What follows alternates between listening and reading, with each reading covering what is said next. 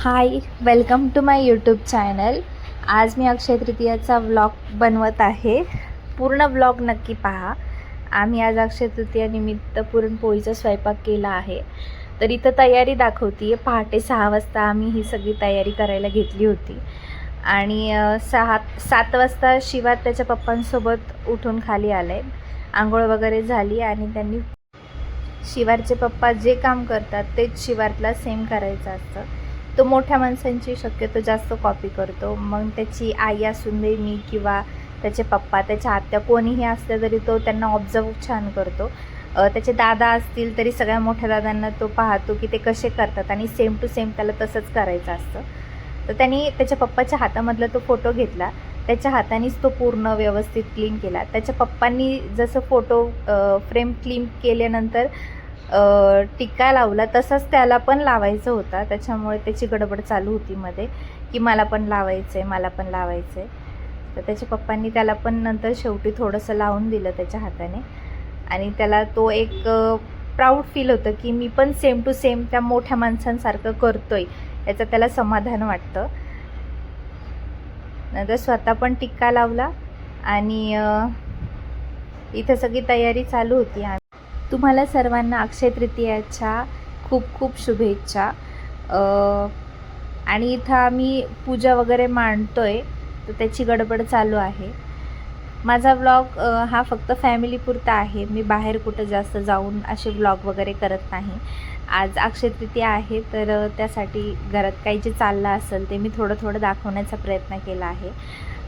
इथं पण शिवारची गडबड चालू आहे. त्यालाच हार घालायचा आहे, त्यालाच सगळं करायचं आहे, त्यालाच दोरा कट करायचा आहे. पण त्याच्या पप्पांनी त्याच्या हातून घेतलं. ते आता व्यवस्थित पूजा वगैरे मांडून शिवार पाया पडायला अजिबात विसरत नाही. मग मंदिरात गेल्यावरती देवाच्या पाया पडणं असो किंवा घरामध्ये कोणता सण असो, तर तो व्यवस्थितरित्या मोठ्या माणसांना भरपूर गोष्टीमध्ये फॉलो करत असतो.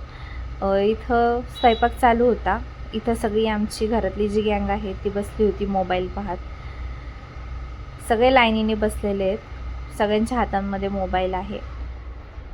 सगळे मोबाईल पाहत बसले होते सोफ्यावरती. आणि इथं शिवार्थ बिचारा एकटा त्याच्या पप्पांना मदत करत होता. नंतर पूजा वगैरे झाली. मग मी त्याला थंड पाण्याने आंघोळ घालायला घेतली आणि हे पाण्यामध्ये खेळतोय. त्याचं खेळणं जास्त चालू असतं. काही असून दे, त्याला फरक नाही पडत. थंड पाणी आता आंघोळ करायला घेतो तो, त्याच्यामुळे त्याला मज्जा पण येते. आता गरमी पण जास्त वाढली आहे, त्याच्यामुळे मी त्याला शक्यतो थंड पाण्यानेच उशिरा आंघोळ घालते. पाण्यामध्ये खेळताना त्याचा आनंद पाहण्यासारखा असतो, कारण की त्याला अजिबात पाण्यातून बाहेर येऊ वाटत नाही.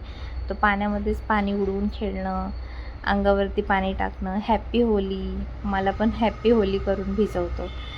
आणि शक्यतो शिवारला पाण्यामध्ये पहिल्यापासून खूप जास्त आवडतं खेळायला. इथं पोळ्यांचा स्वयंपाक चालू होता. माझ्या नंदा आल्या होत्या, त्यामुळं त्यांनी घेतलं ते करायला. आम्ही त्या दोघी यायच्या आधी मी आणि माझ्या सासूबाई करत होतो. आता इथं सगळे परत बसलेत मोबाईल घेऊन लाईनीने. प्रत्येकाच्या हातामध्ये गेम चालू आहे, मोबाईल आहे. इथं मी माझ्या सासऱ्यांना हा नैवेद्य दाखवला आणि सगळ्यांनी येऊन नंतर नमस्कार केला फोटोला. अशा पद्धतीने पूजा केली होती. साधी सिंपल पूजा आहे. आणि जसं आपण पोळी बनवतो, पोळी, आमटी, गुळवणी, कुरडई, भजी, हे सगळं ताट व्यवस्थित ठेवलं होतं. आता शिवार पण येऊन लगेच पाहिलं त्यांनी की बाबा हे पण नमस्कार करतायत, तर चला आपण पण जाऊया. लगेच आला पळत पळत नमस्कार करायला आणि नमस्कार केलं त्यांनी वाकून व्यवस्थित. आम्ही पहिल्यापासून दाजींना बोलवतो जेवण करायला. तर 12च्या आतमध्ये दाजी इथं आलेले होते, त्याच्यामुळे मग त्यांना 12च्या आतमध्येच आम्ही जेवण वाढ आणि ताटाचे सगळेजण पाया पडलो.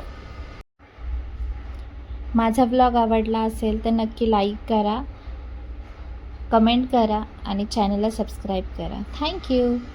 आता हे आमचं झोपणं चालू आहे. कारण दुपारी आता निवांत टाईम राहतो. Bye bye.